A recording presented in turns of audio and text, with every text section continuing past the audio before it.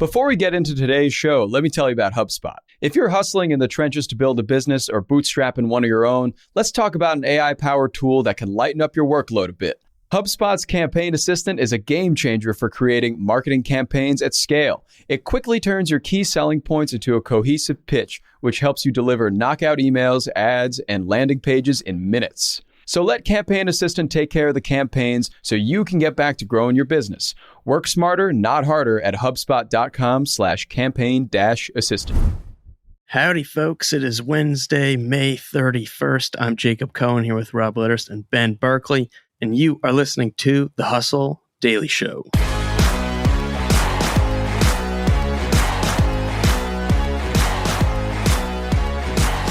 We've got 3 stories today. First up, if you blinked yesterday, you might have missed a glimpse of the 5th ever trillion-dollar company. Rob's got the story on that. Next up, I'll be asking, what's up with Alexa? And yes, I'm talking both in terms of the baby name as well as the Amazon technology. And lastly, Ben's going to tell us a bit more on the backstory of a name you've been in. We'll be hearing about a lot more. That's Sam Altman, who's just as prepared for OpenAI's moment as he is the apocalypse. All right, let's get to it. Rob, what are you looking at? Yesterday, NVIDIA briefly joined the $1 trillion club, which is a very, very exclusive club indeed. The company is only the 5th one to reach the milestone. Other than the big names that make it up right now, I think everybody would recognize. There's Apple, Microsoft, Amazon, and Alphabet. I think the only other company that is either there right now or has been there is Saudi Aramco, but since they're owned by the Saudi Arabian government, I'm not sure if we count them in this mix, but it's super exclusive company. I had heard of NVIDIA back in the day more associated with gaming. When people were talking about the metaverse and who is going to benefit the most from that, I know a lot of people are talking about Roblox. A lot of people are talking about Meta, obviously. But then a lot of people are also talking about NVIDIA because I think their chips, they're called GPUs, graphic processing units, are super, super important to intensive gaming. But they're also hugely important to generative AI, especially platforms like OpenAI and Bard, which, unless you've been living under a rock, has obviously been blowing up over the last few months and has really powered the stock. It's up over 115% year over year, which is just crazy, especially in a market where I think it's pretty hard to find performance like that. Yeah. The first thing that I thought about when I was seeing this story and looking at the $1 trillion club of 5 companies was, what is the acronym that we now have to use for this group? And the only one I could come up with, because Microsoft, Apple, Amazon, Alphabet, and NVIDIA, is MAN. Man. That's a lot of money. I like that. I think that actually works. Yeah, it works, right? I was talking to our old friend, Trung Phan, former Hustle writer, who also writes a great newsletter himself. I was talking to him a couple of months ago and we were talking about AI. He actually has an AI company called Berkley. It's an app that he's been building with a co-founder. And so we were talking about generative AI and how it's been growing. And he actually told me NVIDIA is going to be the big winner. He was like, if you're looking for a generative AI stock play, it is NVIDIA. Like, that is literally the one. You got to get in on it. Obviously, I didn't get in on it because I'm an idiot, but were you guys on this at all? Did you see this coming? I was so not on it. I'm like still so far behind. I'm learning about NVIDIA and what all the things they do. You know, someone who wasn't raised in tech, you realize there are so many companies out there that are humongous that you're not thinking about every day. Right. This is one of those for me. Chips just aren't like Amazon or Apple, where like they're consumer brands at this point. You're experiencing them like every day. You're either using their products or you're shopping there. Microsoft and Google are just crushing it in their own respective domains. But NVIDIA is one of those kind of like hidden gems. I think the thing that's really struck me about this is just the sense of scale. I think that when you look at, say, market cap and you're looking at a company like ExxonMobil, which you would think, okay, I mean, they got to be at the top of the top. They're at $420 billion. That's less than half of NVIDIA right now. Crazy. That's absurd. Yeah. It's almost more absurd because you see the ExxonMobil logo at the corner of every block. You don't see the NVIDIA logo. Not yet, Jacob. They're going to get that logo everywhere. They got a lot to spend right now, so who knows what they could do. If there is a down note to the story, it is that NVIDIA did come back under the $1 trillion line. So they are entering today under the $1 trillion market cap line. Just judging by the popularity of generative AI, I don't really think they're going to have a problem breaking back through, but I guess we'll see.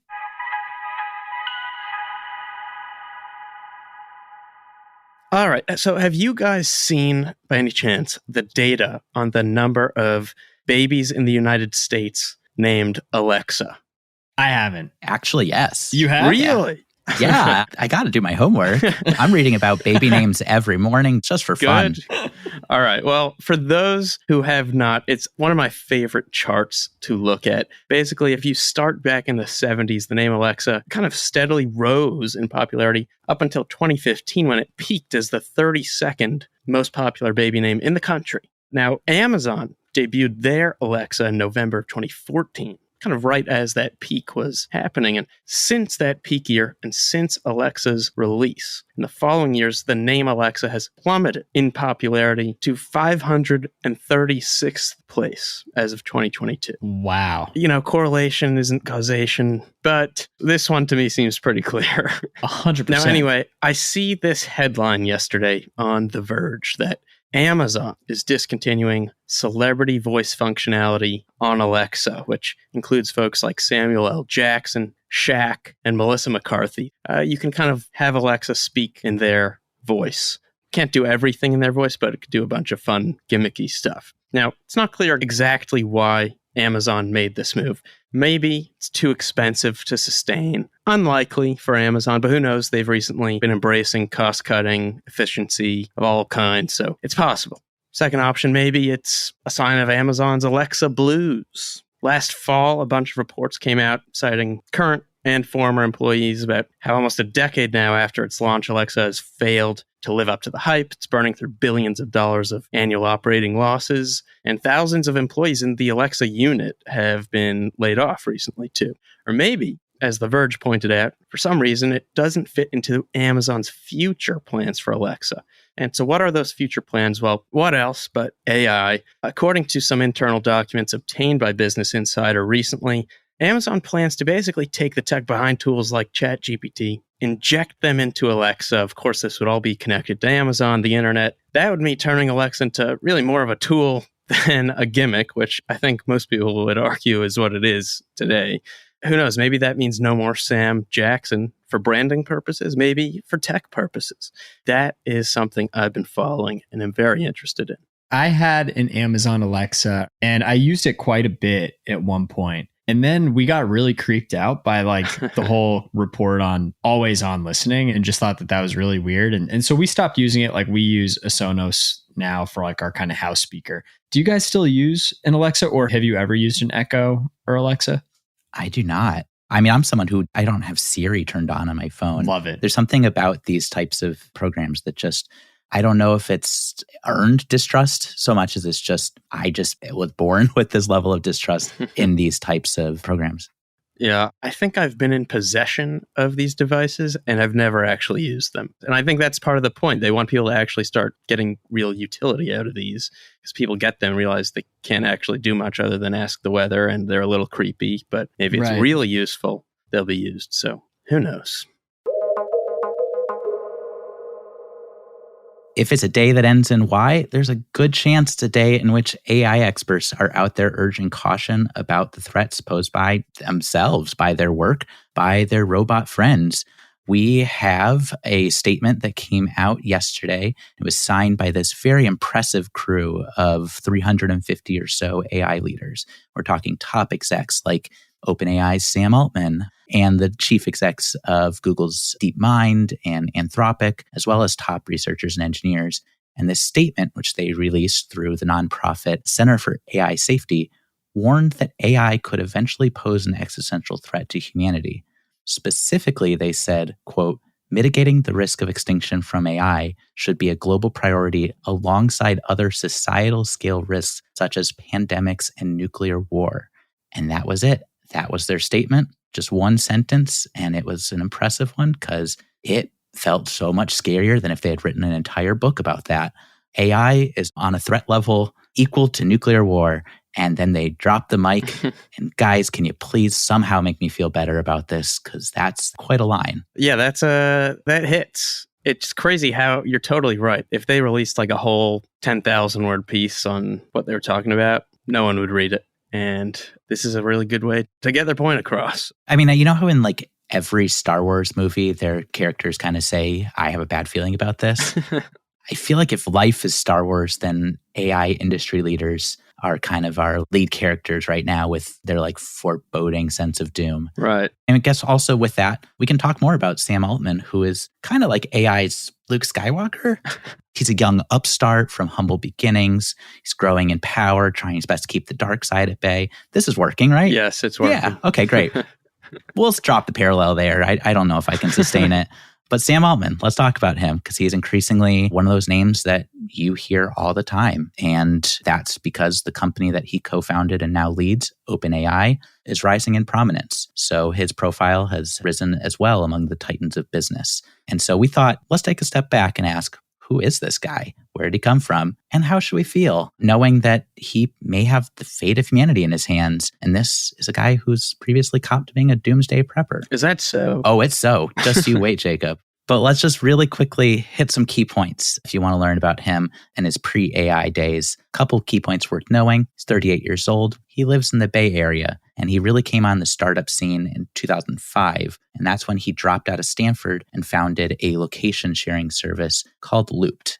That eventually sold off for $43 million in 2012, and then Altman went into venture capital. Looped was actually part of the first class of companies boosted by the now famous Silicon Valley accelerator Y Combinator. While he was in that group, he so impressed the accelerator's founder, Paul Graham, that he was, at the age of 28, named Y Combinator's president. And so his career really took off. That's crazy impressive. Yeah, and he kind of, through this, became a kingmaker in Silicon Valley. Y Combinator has produced multiple billion-dollar companies. We're talking Airbnb and Coinbase, DoorDash and Instacart, Dropbox and Stripe, Twitch and Reddit. So he's had quite an upbringing in this world, and that's when OpenAI entered the picture. It was launched in 2015, and it's been his full-time focus since 2019. And to say things have gone well would be an understatement. Obviously, ChatGPT is a household name. DALL-E is one of the prominent generative AI image platforms on the market, and they are valued just under $30 billion now, adding about $10 billion in valuation so far this year. Wow. We're not even halfway through this year yet.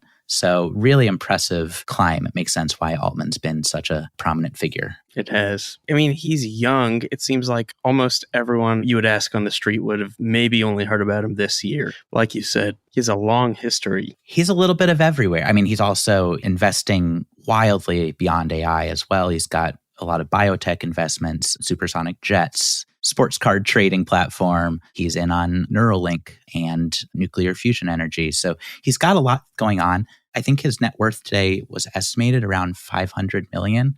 So he's not officially a tech billionaire yet. But as we talked about, he's definitely living that life. Yeah. He's also the founder of WorldCoin, that crypto startup that scans your iris. Their vision is to be like this kind of universal crypto identifier that enables universal basic income, which he's like really into universal basic income, I think, as an offshoot of generative AI taking people's jobs and leaving people unemployed. I just think anybody who has like all of these crazy master plans kind of lacks humility to a certain extent. And I don't know, for that reason, I'm out. Like I don't trust this dude as far as you can throw him.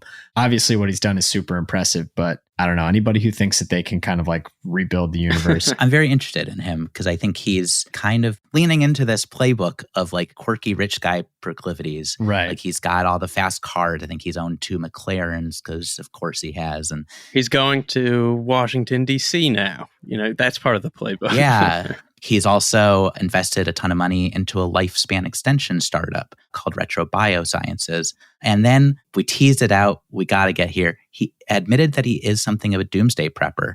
He told the New Yorker a couple of years back that he has guns, gold, potassium iodide, antibiotics, batteries, water, and gas masks. And he's got a jet ready to take him to a big property in Big Sur. And he's ready to ride out whatever he needs to ride out. Which, you know, I think if there's any way you want to show I'm here, I am someone in tech, you got to have some weird end times obsession. So he's in the club. Welcome, Sam Altman.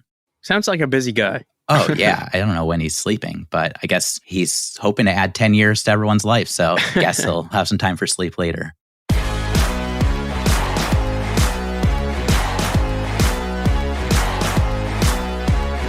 All right, bada bing, bada boom. That's going to do it for us today, folks. Thanks for tuning in to the Hustle Daily Show. We're a proud part of the HubSpot Podcast Network.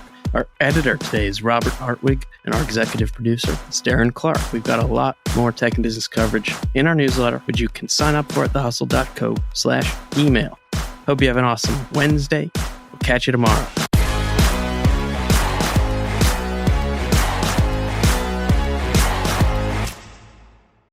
Let me tell you about a show that I've been loving lately. It's called Entrepreneurs on Fire. It's hosted by the incredible John Lee Dumas. It's available now on the HubSpot Podcast Network. Entrepreneurs on Fire stokes inspiration and shares strategies to fire up your entrepreneurial journey and create the life that you've always dreamed of. I'm a big fan of this podcast. It has energy, it has value, and it's all about learning about entrepreneurship. I was just listening to an episode the other day. JLD interviewed Jay Rogers, who was such a wealth of information. He kind of went into how entrepreneurship chooses you. You don't necessarily choose it, and that failure only happens when you stop trying to win. A lot of gems in this one, so I highly recommend checking out that particular episode along with the rest.